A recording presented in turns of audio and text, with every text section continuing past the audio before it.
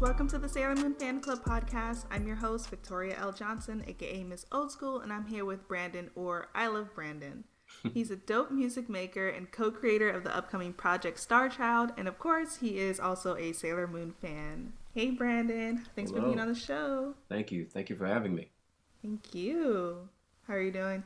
I'm doing pretty well on this warm day here in Sarasota, Florida. Oh. Yeah. It's, temperature is probably 97 degrees right now. Oh, wow. Your AC is blasting. Oh, yeah. I keep it on 70 consistently. Yeah. I'm from Broward County, actually. Are you? Yeah, I didn't know you were in Florida. That's so cool. Oh, yeah. I love it. Yeah, no, it's nice when it's nice. True. You know, we only have 2 seasons, summer and hell. So yep. And rainy. Don't forget rainy. Yep. Which creates the summer or hell season. Yeah. Right. Hurricane. Yeah. So we will be in hurricane season from now till November. So that should be interesting. No fun. Right. Yeah. It's like hurricane season isn't fun when like you don't get off school anymore. You know what's so interesting about that is like every time you know Floridians, we don't really take hurricanes seriously. So every time there's something on the news, all my friends will be freaking out. They'll be like, "Brandon, are you okay? Are you safe?" And I'm like, "Yeah, man, I'm at a party chilling, man." Like, the weather's great. We have hurricane parties over here, so it's not that big a deal. Yeah. Those are fun. Yeah. Yeah, I always like when the shutters were up because it would be like nice and dark and cozy. Oh yeah. I was actually here during Irma, and I was outside recording it when it was happening. Oh my god! You know, I was like, this isn't gonna do anything for me. I remember a couple of days before it had hit. I think the first It movie had come out, and I went to the movie theater, which is literally across the street from where I live, and I was like, nobody's outside. Like, it's kind of scary. Like, I didn't see a single car outside. So I'm like, what's going on? Wow. And I'd forgotten that there was a curfew. Oh. And they were fining people for being outside. Wow. I ran so quick into that house, it wasn't even funny. Right, like I ain't got money. I ain't got enough money to be outside right now. Right. Yeah. Yeah. Okay. Man, cool. Good times. Yeah. Fun times. Hurricane season. You know it. In Florida. Okay, so back Sailor Moon. Yes. Sorry. Yes. So what was your first memory of watching Sailor Moon? I want to say it was probably after watching Dragon Ball Z during Toonami. So I sort of discovered anime through Toonami in the late 90s. Right. And I consistently remember coming home in junior high school and watching Dragon Ball Z, and then right after that was Sailor Moon. And the thing that caught me with Sailor Moon was it's like one of the most positive, if not the most positive show for women and girls like that I've ever seen. Like, right. Yeah. Like, they're not just dealing with like being superheroes, but like being like teenagers and dealing with liking guys and dealing with all different kinds of stuff. So that was my first memory of it. I was like, man, this is a really good show for people. So yeah. Were you like mesmerized and stuff like that? I wasn't mesmerized until I became an adult and I watched it, because I think, being a preteen teenager, you kind of skip over things, and now as I'm an adult, I'm watching these shows again and rediscovering what I missed or kind of glossed over as a teenager. I did the same thing with the show Daria, where I experienced it completely different when I was an adult versus when I was like a teenager, so. And now I get all the jokes, and I get all, it's the same thing with Sailor Moon. Right. That's what happened with me with Daria and Gargoyles. I rewatched them when I was in college, and I was like, these shows are woke. Oh, like, classic, Like, yeah. I mean, when you're a kid, you're not thinking of these things. You're just like, give me action, give me drama, give me suspense, Yeah. Just like, what is going on? Right. Yeah, you miss so much. Is there anything in your second rewatch of Sailor Moon that you were like, oh, like I missed this the first time around? I want to say that in watching the older Sailor Moon versus like Crystal, I'm bigger on the older like show than I am on Crystal. Like I feel like Crystal tries to be woke. Like Crystal tries to be kind of cool. You know what I mean? Like it's trying to be cool, but the old one just was, you know? Right. It's Yeah. naturally. I can see that. Absolutely. So, was Toonami like your first introduction to anime? Absolutely. Absolutely it was. Because I used to get really big into the bumps for the shows. Right. And I remember oh my goodness. Oh, the guy that plays Spike Spiegel. He played Tom, Oh, yeah. you know?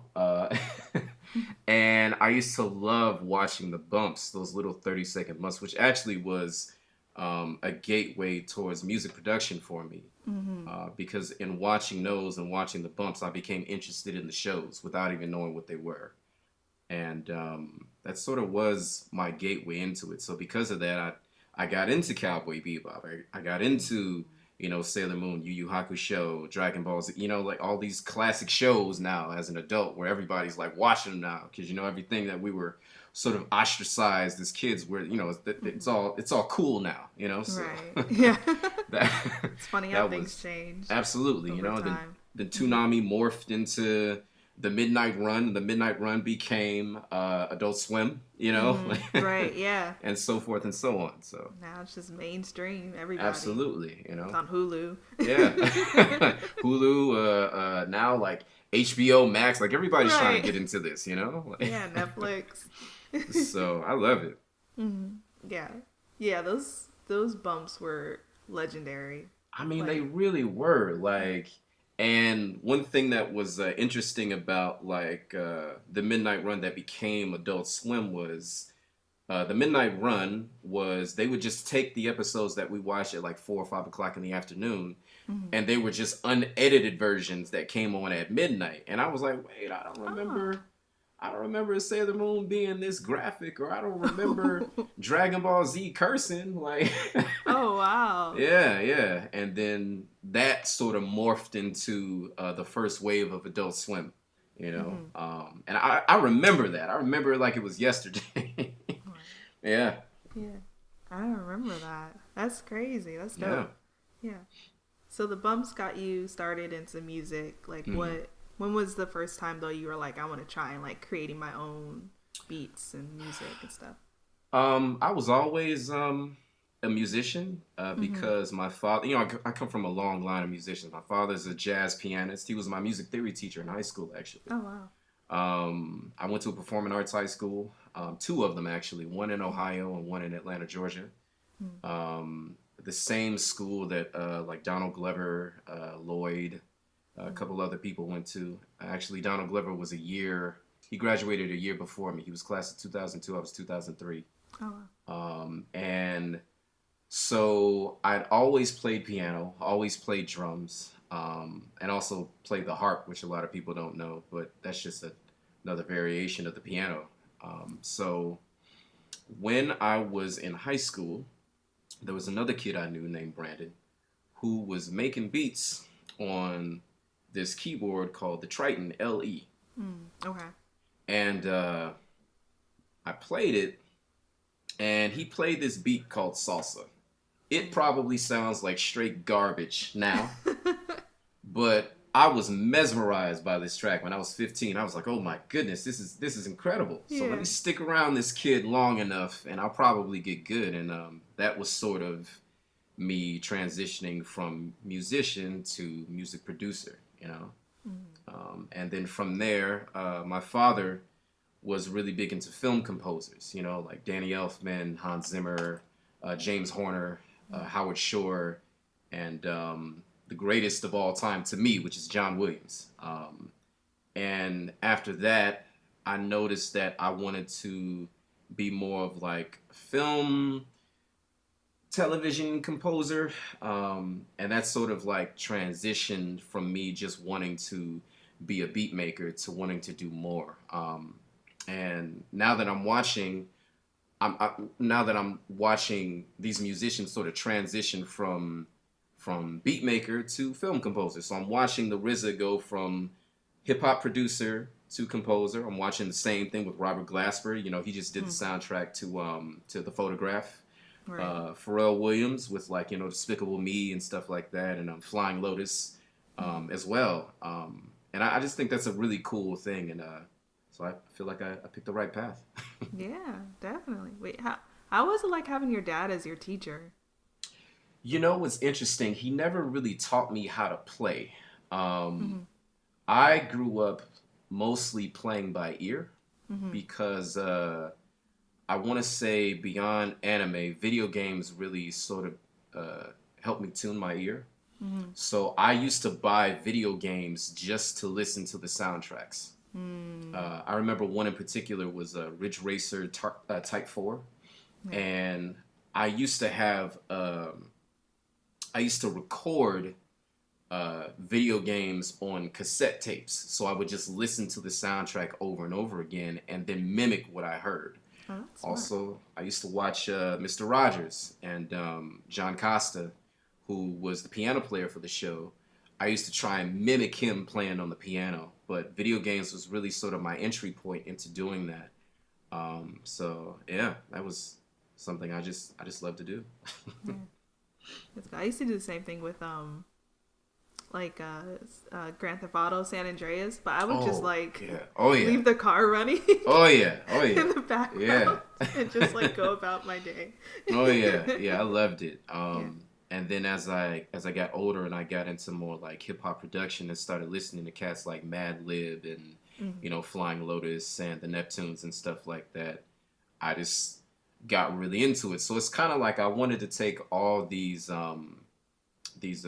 musical cats and just sort of help me develop my own sound by mimicking a little bit, adding my own style to it, and listening to other people that inspired me to make it to sort of form what it is I'm doing now. Yeah. Right. Your dad never gave you like detention or anything? He never really taught me to play. He just really just taught me theory. Because Okay.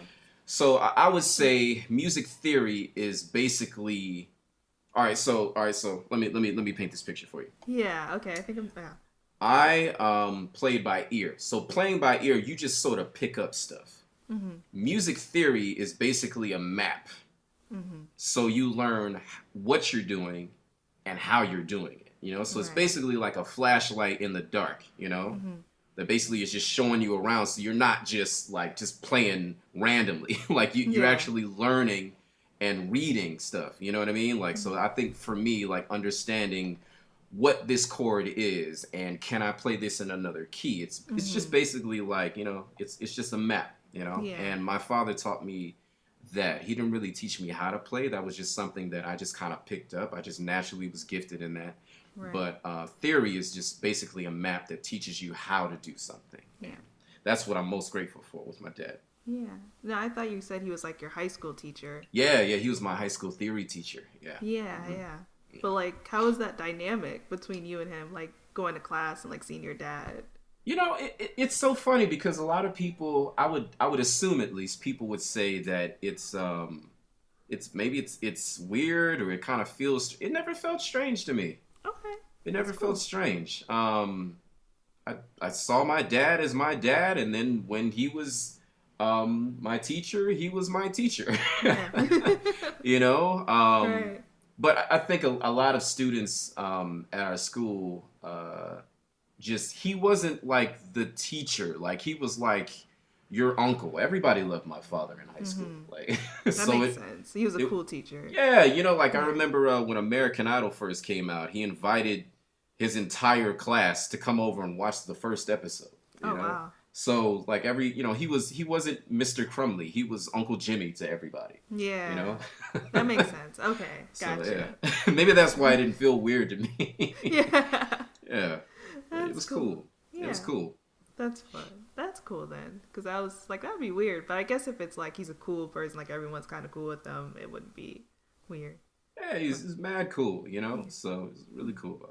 But at the same time, it was also kind of like my dad was like he was like an in-school celebrity, so everybody would kind of like compare me to him and you're Mr. Crumley's son and blah blah, you know. So It's like, so It's like, oh yeah, Right. But now you're doing cool things on your own. Oh, thank you. Yeah, thank you. Yeah. You released an animated teaser for a project called Star Child. Oh What can you man. tell me about Ooh. that? Oh, it's so exciting. It is. It looks so cool. I'm really excited about it, and yeah. I love it. Mm-hmm. It's a project that Gabe Kunda and I came up with, and what's interesting is this was something that I had been silently writing because a lot of people know me as a musician. A lot of people don't really know me as a writer Mm-hmm. because I kind of keep that to myself. But so I'm very active on Instagram, and Gabe hits me up a couple of years ago, and he says, because the interesting thing about my relationship with Gabe is I didn't know him as a voice actor, right? Like I knew Gabe as a musician. Like so when I'm just now finding out about all this, like Gabe being a voice actor and like this is new to me. Like I know Gabe as a singer and a piano player. Wow. You know what I mean? Yeah. So we connect on a very on a deeper level than just us engaging in what we like, like in Mm-hmm. terms of like the world of animation and television. So me finding out about Gabe being a voice actor and doing all this incredible stuff that he's doing now is something that I never was really privy to. I just kind of knew him as like he makes great music and I want to make music with him. Right. So what ended up happening was he hits me up on Instagram a couple years ago and he's like, hey man, I've been reading your captions to your Instagram post because sometimes what I like to do is I like to take art that I commission people for and I write like stories behind them. Oh, cool. And he was like, I don't know if you know this, but I think you're a writer. So he's like, hey, if you have any ideas, so on and so forth, send them to me. Mm-hmm. And at this time, I'm in Atlanta watching Cannon Busters. Mm. And while I'm watching it, I'm going, I could do this. I could do this. Mm-hmm. And so I pull my friend Nicole into the room with me, and I'm like, listen to the opening theme for this song because I'm really obsessed with like animated opening themes to shows. Yeah. I love it. I grew up watching Cowboy Bebop and being obsessed with like opening themes. That's just my thing. And she goes, yeah, this is cool. And I miss Gabe's message, and then I call him back, and then we talk about this idea that we sort of work on. And I said, I'll tell you what, I'll send you this idea. Because at the time I was going out of town, Mm-hmm. and I was like, I'll send you this idea, and then you let me know if you like it or if you don't like it. And he goes, I love it. Can we talk more about it? I said, yeah, sure. So now we're talking about it a couple weeks later, and we're just really delving into it. We're coming up with ideas to different things. We're writing stuff down. And he's like, hey, I want to get a trailer like for this going. In the back of my mind, I'm like, yeah, sure. Like this is probably way off, but like, all right, whatever. So I have these designated self-care days where I take myself out to eat and I go to a bookstore and just kind of read for several hours. That sounds wonderful. So it is. I feel like everybody should have at least one day that they just kind of do that with. But so I'm at the bookstore and I was hugely, just wildly obsessed with Castlevania, like from the time it came out until now. And I was thinking about buying the soundtrack. So I pick up the soundtrack and I get a voice note from Gabe on my phone.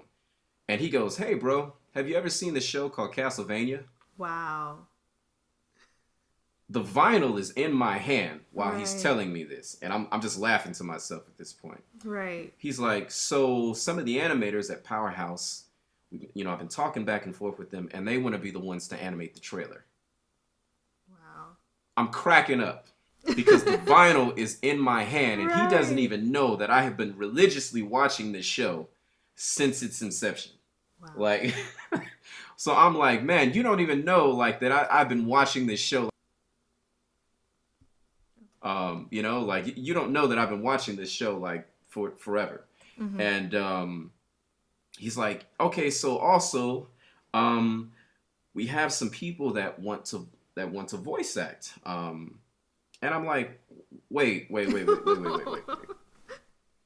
So we got all of this going on at the Right. same time. Like people Yeah. that want to voice act and people that are trying to animate. So I'm freaking out now. You Mm-hmm. know, I'm losing it. Yeah. And then he goes, yeah. Also, Powerhouse wants to have a meeting with us about how we want to do the trailer. All right. So now I'm like, I'm like, okay, all right. Let me go sit down real quick because this Gabe is was this is busy. insane. Yeah. Yeah. So, because I'm like, this is my first rodeo, you know, like I Right. don't know Yeah. how this stuff is going, but the great thing about Gabe is he respects my gifts and talents the same as I do with his. Mm-hmm. And so we have this meeting a few weeks later with Powerhouse, and part of me is freaking out because I'm like, man, this is like not even 2 years ago, I've been telling everybody, go watch Castlevania. Like, I know Mm-hmm. it's only 4 episodes in the first season, but go watch it. And now I'm like having a meeting with their team about something that they're going to do for us. Right. Um, and we came up with the idea to the trailer on the spot. We didn't even really write it down. It was just an idea that just sort of just came. And a couple months later, um, it comes out, and I didn't have any expectation about it. I was like, well, maybe people will like it, maybe people won't. I have been adding my own music because I'm also playing composer to the series as well. So I'm like, man, maybe people might not like this because it's very different than what people may be used to in animation. But Gabe tells me, he says, but that's why people are going to love it because it's not like what everybody else is doing. He's like, not even on a music level is it Right. what other people are doing. So goes out and 7,000 retweets later, I'm talking to you. Right. Yeah. Yeah. Yeah. Oh man. Yeah. And then so it's set in space. Yes. What's the full story? So this young man, 22-year-old named Aaron Akari, Mm-hmm. is basically piloting this what we call a super mech, just these giant robotic armor suits Mm-hmm. that are part of this military called the Solara Aeronautics and Technologies Academy. So think of it sort of like MIT uh, and NASA, kind of like fused, and the United States military. So think of like all three of these entities were one and the same. Okay. That's sort of like what this is. And he's been piloting it for over a year, but he's running away. He's running away from something. And so what we discover through the course of the story is he meets up with his best friend, and then the two of them are immediately thrust into conflict, and we're gonna find out what he's been running away from, and sort of what he's running towards. So it's the story sort of starts in the past, and then we get to Aaron Akari being where he is now, and then we sort of keep the story going. But it's going to be a very, very interesting one. I don't want to give it away because there's Yeah. so No. No. much No. that I Yeah. can't talk about. Yeah. I'm already sold. So. Yeah. But we find out what he's running towards and what the goal is, like coming later. But it's a lot deeper because we sort of wanted to use sort of familiar anime themes to tell a much deeper story. So it's not really a mech show, or Mm-hmm. rather we're using mech and some other familiar themes to tell a much deeper story, you know? Got it. So it's just like a young man living on another planet, um, that is searching for something. Mm-hmm. And he's using this giant robotic mech suit to basically help him search for that. And he has, he has his best friend named Kit Spector, who's the other person you see in the trailer. And he has his digital assistant named Lula, and Lula stands for a linguistics application. So it's like oh gosh, what did I Jarvis. say? That's basically what Lula Yeah, is. yeah. Lula is basically Jarvis, you Mm-hmm. know. The acronym made me think. Yeah, Yeah. yes. So Lula stands for a logistical understandings and linguistics application. Mm-hmm. You know, and I just randomly sort of came up with that on the spot, and she's sort of like our Jarvis meets Pikachu, in a Right. way. You Oh, know, okay. yeah, Yeah. yeah.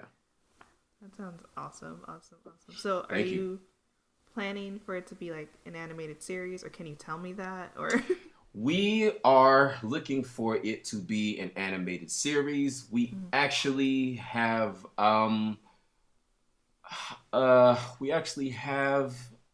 a couple deals mm-hmm. that we're sort of looking over.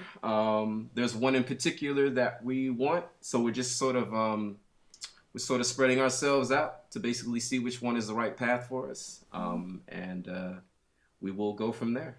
Yeah. Now you mentioned a lot of influences that you have, but Mm. who or what else would you say you stan? Oh my goodness. In terms of, because this is a very broad question. I know it's a lot. Yeah, I guess in terms of music, and then in terms of like creating shows, or in general. I mean, I don't know. And it Okay, could be a thing so too. Like I stand like Boy Meets World and oh yeah, Beyonce. You know? yeah, oh yeah, oh yeah. Yeah. That was my show too. I was a big Yeah. TGIF fan. Oh yeah. So good. Um, First name that I have to say is Yoko Kanno. Mm-hmm. She is probably my favorite composer in the entire world. Wow. Yoko Kanno is the musician composer behind Cowboy Bebop, behind Ghost in the Shell, um, behind Appleseed, behind Kids on the Slope, behind Wolf's Rain. She does so many things musically. But I really love her jazz like influences on a lot of things. She's my favorite composer in the world. It would be a travesty if they do this Netflix live action Cowboy Bebop series and she's not the composer. Like, Mm-hmm. oh my god, like just her music to me I don't even know how to describe the way that it makes me feel, but I'm drawing influences when it comes to what I want to do, particularly with this series, Mm-hmm. with that as well. Nujabes, who Mm-hmm. is my favorite producer, Right. rest in peace. Yeah. He did everything, as we know, like on Samurai Champloo, Mm-hmm. and which is interesting because that's how I discovered his music. My sister was like, "Hey, you got to listen to this producer for this show," and it was unique because they were using sample beats on an anime show. Like I never Oh. saw that before. You know, Right. I never thought of it that way. Yeah. like using sample beats in a show that is about feudal Japan in the 1600s, but you're using 2000s themes. Like people are using katanas as microphones, and it's Right. set in the 1600s. You know what I mean? Like, Yeah. so I think that's interesting. But musically, I stand those two people. Series wise, Bebop, like to me is the goat. Yu Yu Hakusho, that show can do no wrong in my eyes. Sailor Moon as well. Mm-hmm. Old Sailor Moon is my thing. What else do we have that's like a big show for me? I love mech shows. I love Gundam, Gundam Wing, Gundam Seed. But you know what? That I loved even more. I loved the Big O.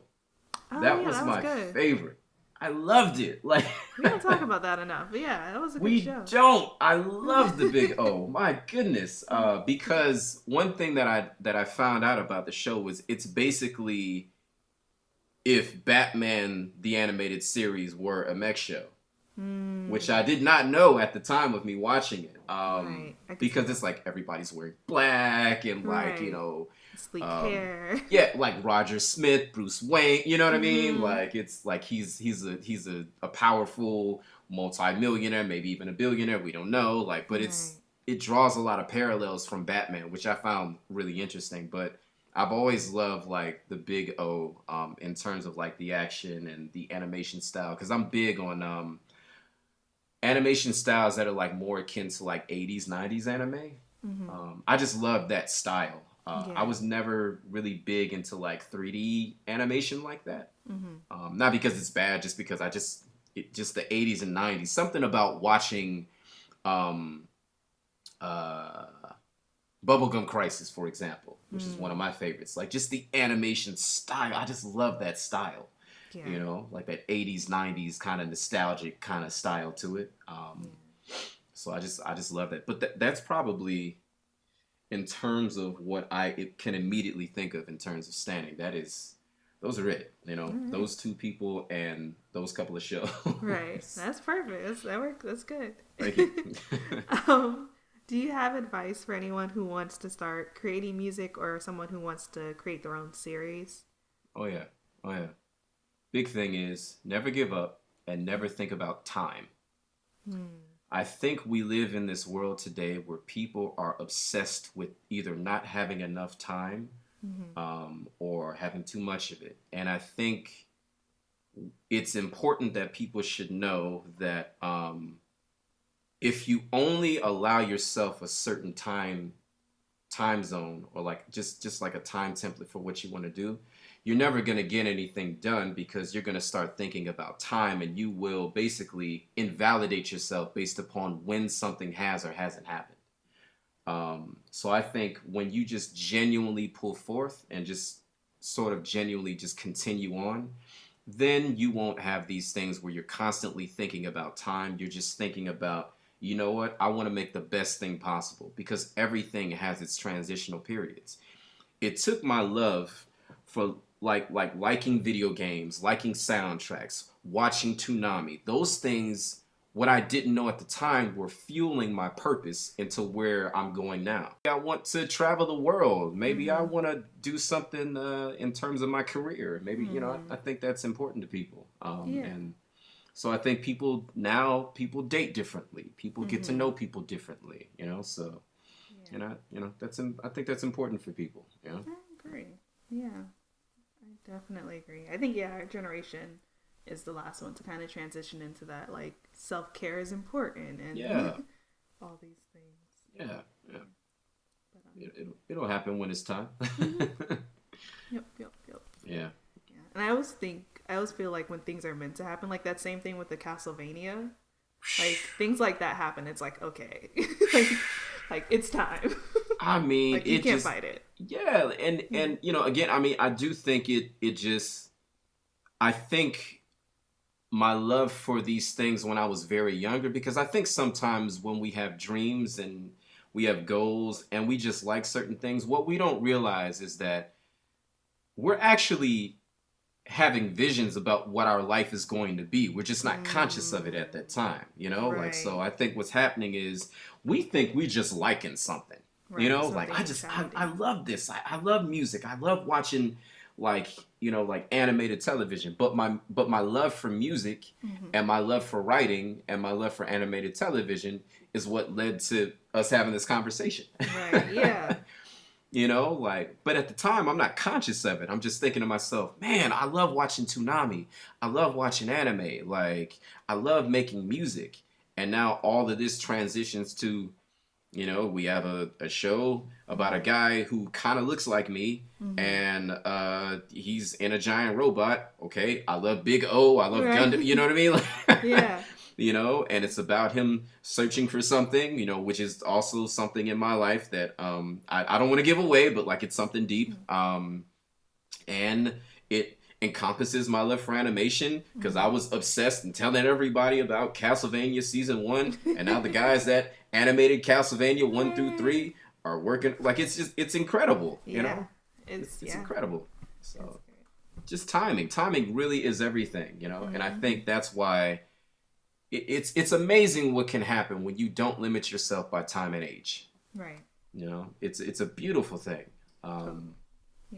And I'm learning to just sort of to basically bloom where I've been planted, and just be patient and understand that things happen when they're supposed to, you know, and all I have to do is just consistently just elevate myself, you know, whether it be mentally, emotionally, spiritually, or physically. And things just start coming to you when you just are accepting of the process, you know. And now I'm having this conversation with you about Yeah. about a TV. Like I just in my mind, I'm like, this is about to be a television series. Like, wow, Yeah. It's that real. that is so humbling. Mm. like, I just liked anime. Like, Now you're about to create you an know, animated like series. I'm like now I'm sitting over here writing scripts and making like at the same time. Like, huh? So it's incredible. It really is. Yeah. I want to know, you talk about your self-care days, and Yes. I watch the videos where you posting the beats. I need to know your skincare routine. Oh my goodness. You were like the fifth person that's asked this. Yeah, see, people need to know. People want to know. Like, this is a very important question. uh, I mean, one thing that I think may be a secret is I take cold showers. I Yeah. don't take warm showers. Mm-hmm. If you just look up the benefits, at least for men, when it turns in terms of taking cold showers, it's good for your hair, good for your skin, good for your nails. But I use African black soap. You know, I wash warm. I rinse cold. Uh, Yeah. I use witch hazel. You know, like on my face. Mm-hmm. And I mean, that's pretty much it. It's very simple. All right. Well, hey, that works. Thank you, though. Yeah. It's so interesting.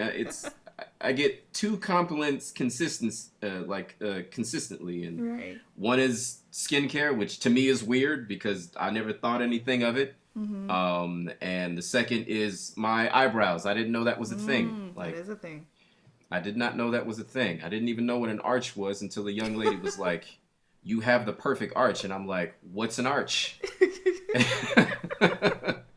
Don't worry about it. It's perfect. Yeah, Yeah. you know. So it's very kind. People are very kind. Yeah. That's awesome. And then, so last thing to sign off. At the end of every Sailor Moon episode, there was, she used to have the Sailor Moon Says PSA. Mm. So if you could have like your own Sailor Moon Says PSA, like Brandon says, what would it be? Don't give up. Don't give up. Mm-hmm.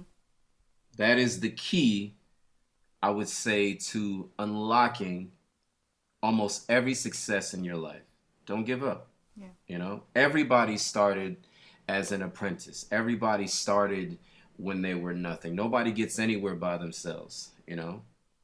So just don't give up. You never know what can happen when you stop limiting yourself by time and age. I read stories all the time of people who were 40, like 35, 40, 45 when they first started, and long after they're gone, they have these wonderful transitions in life, and I think when you stop limiting yourself, those things can happen to you.